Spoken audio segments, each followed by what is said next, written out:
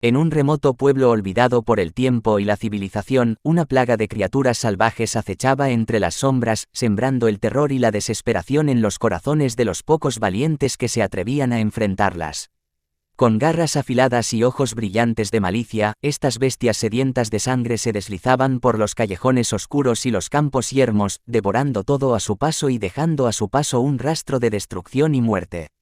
Los aldeanos, presos del pánico y la impotencia, se refugiaban en sus hogares, rezando a los dioses por protección y esperando un milagro que los liberara de la plaga de las criaturas salvajes. Pero la oscuridad era implacable, y las bestias no conocían la piedad ni el remordimiento. Cada noche, los aullidos de los depredadores resonaban en la distancia, anunciando su llegada y despertando el terror en los corazones de los habitantes de la aldea.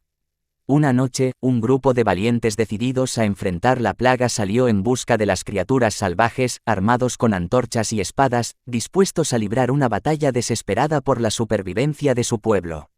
A medida que avanzaban por los bosques sombríos y los campos desolados, sintieron la presencia acechante de las bestias, observándolos desde las sombras con ojos hambrientos y sedientos de venganza.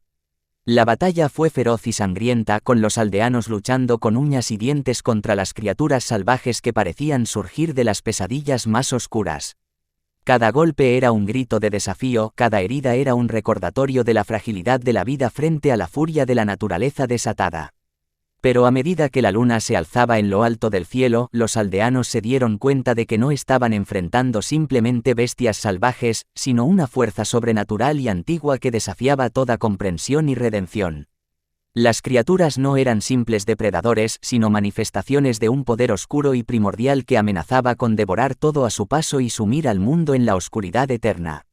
Al amanecer, el pueblo yacía en ruinas, sus calles cubiertas de cadáveres y sus hogares en llamas. Las criaturas salvajes habían desaparecido en la neblina del amanecer, dejando solo un eco de susurros y gemidos en su estela.